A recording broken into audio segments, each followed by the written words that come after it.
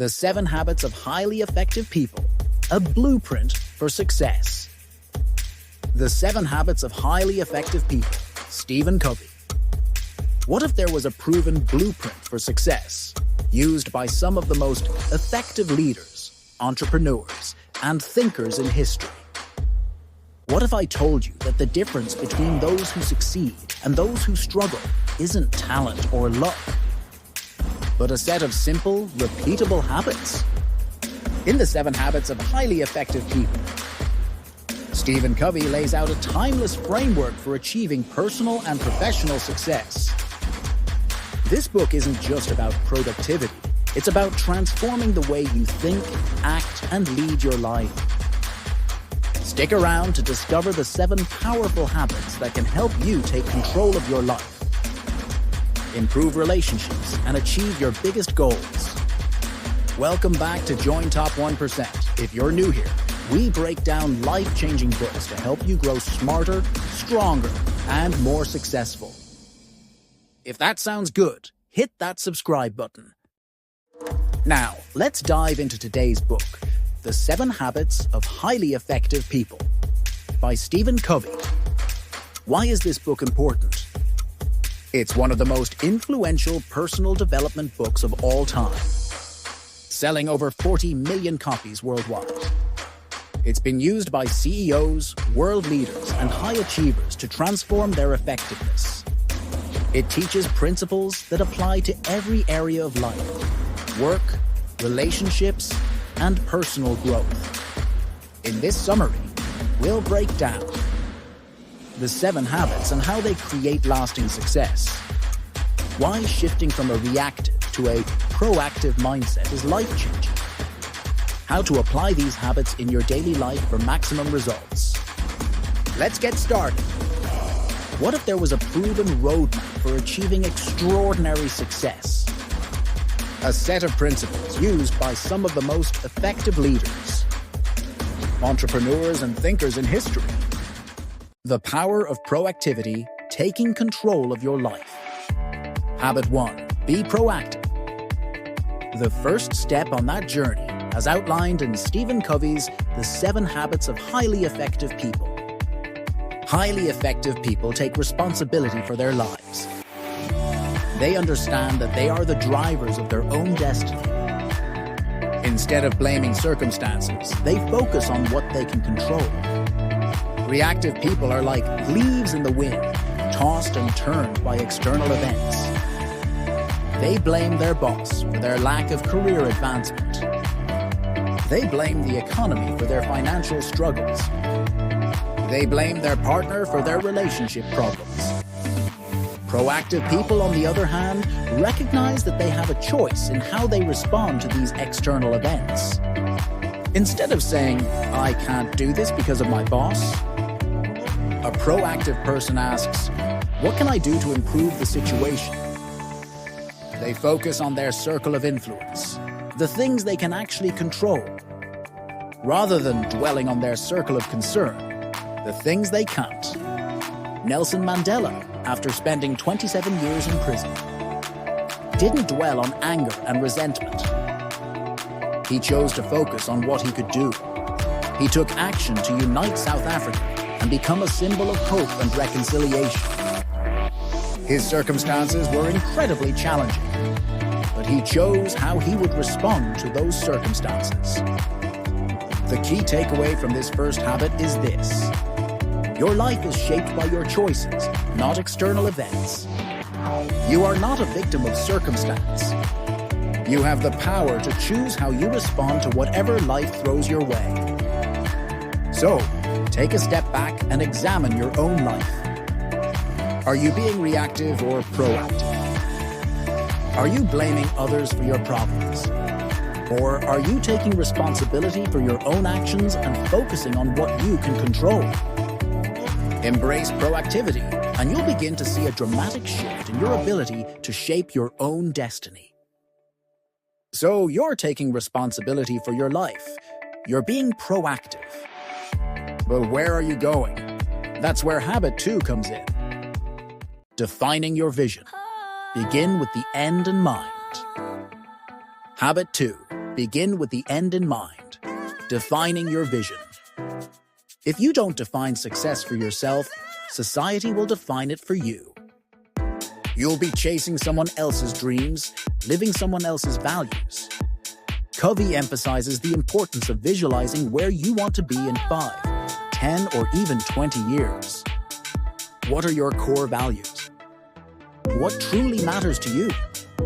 What kind of person do you want to be? What impact do you want to make on the world? These are the questions you need to ask yourself. Covey uses a powerful example. Imagine your own funeral. What do you want people to say about you? What kind of legacy do you want to leave behind? This exercise can be incredibly revealing, helping you to clarify your values and identify what truly matters to you. Once you have a clear vision of your desired future, you can start aligning your daily actions with that vision. Every decision you make should be guided by your long-term goals and values. Are your current actions moving you closer to where you want to be? Or are they taking you off course? The key takeaway from this habit is this. Define your personal mission statement, your own definition of success, and let it guide your decisions. Don't let society, your family, or your friends dictate what success looks like for you. Take the time to reflect on your values, identify your passions, and create a vision for your future. Then, commit to living your life in alignment with that vision. Begin with the end in mind, and you'll be well on your way to creating a life of purpose and fulfillment. You've defined your vision, you know where you want to go, but how do you actually get there? That's where habit 3 comes in. Prioritize what matters, mastering habit 3 with the time management matrix. Habit 3, put first things first, prioritizing your life. Time management isn't about getting more done. It's about getting the right things done. Covey introduces a powerful tool, the time management matrix. It helps you categorize tasks based on their urgency and importance.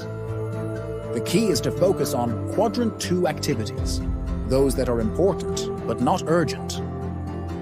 These are the things that truly move you closer to your long-term goals and values.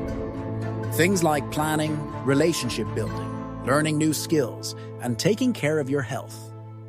These activities are often neglected because they're not pressing. But they're the foundation of long-term success.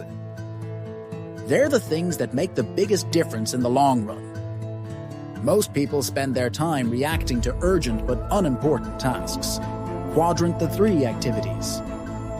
They're constantly putting out fires, responding to emails, and attending meetings. They're busy, but they're not necessarily productive. They're not making progress towards their long-term goals.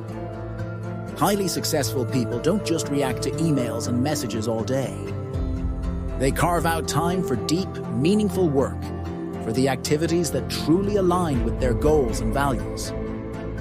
The key takeaway from this habit is this. Ask yourself, is what I'm doing right now aligned with my long-term goals? If the answer is no, then you need to reprioritize. Focus on the important, not just the urgent. Invest your time in the activities that will make the biggest difference in your life. By prioritizing effectively, you'll not only be more productive, but you'll also be more fulfilled. Knowing that you're spending your time on what truly matters. You're managing your time effectively, focusing on the important things. But how do you interact with others in a way that maximizes your success and theirs? That's where habit 4 comes in. Think win-win, the power of mutual benefit. Habit 4, think win-win, seeking mutual benefit. Success isn't a zero-sum game. It's not about one person winning at the expense of another. Highly effective people seek mutual benefit in all their interactions. They understand that collaboration and cooperation create more value than competition.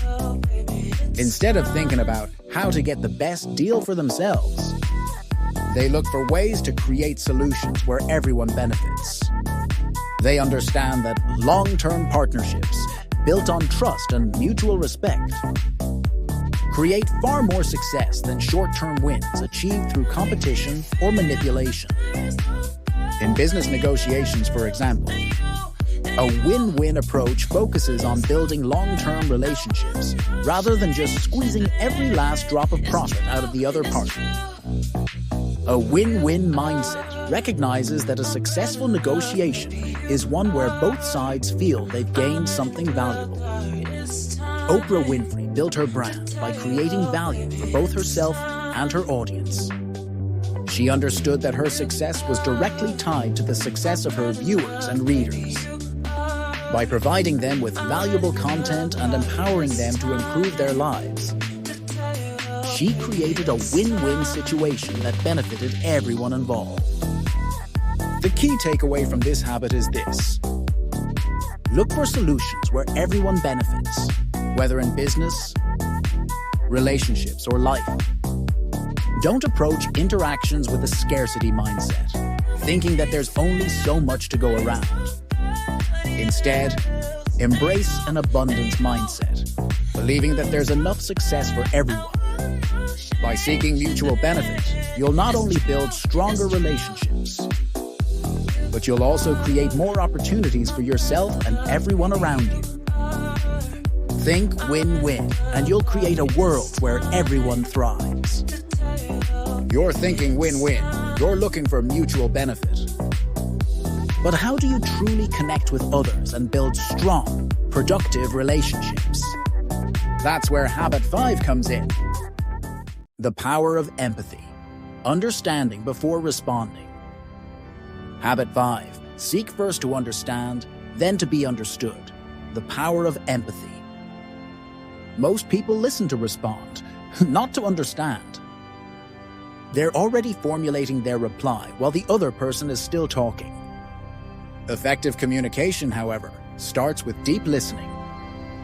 When you truly understand others, their perspectives, their feelings, their needs, they'll be much more open to hearing your perspective.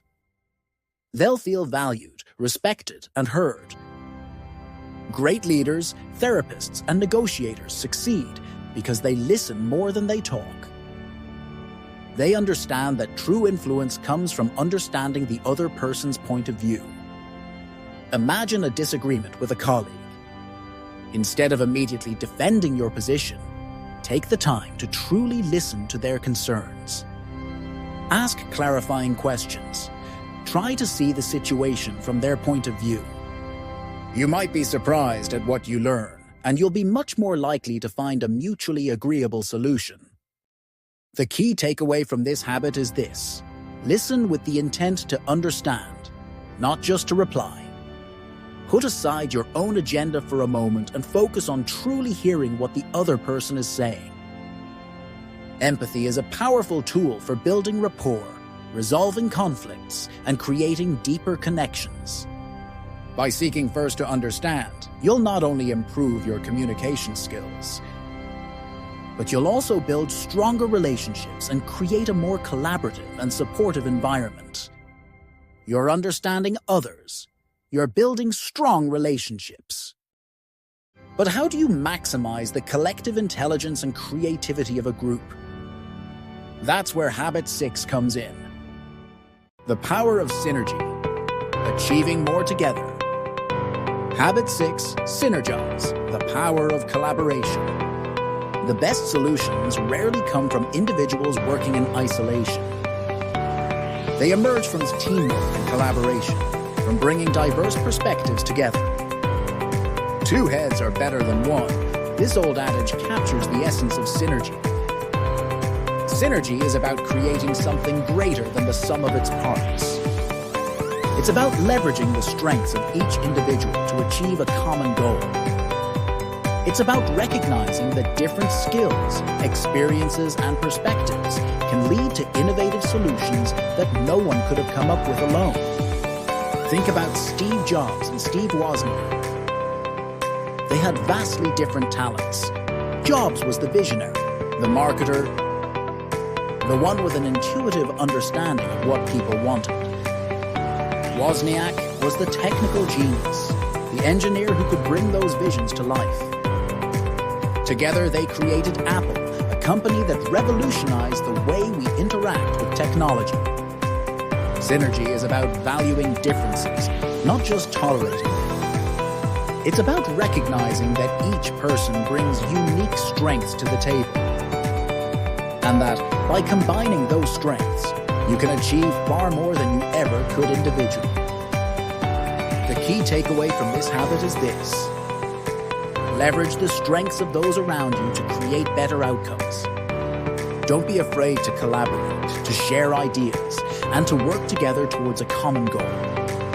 Embrace diversity, seek out different perspectives, and recognize that disagreements can actually lead to more creative solutions. By working synergistically, you'll not only achieve greater success, but you'll also create a more collaborative and supportive environment for everyone involved. Synergy is about creating win-win-win situations where everyone benefits from the collective effort.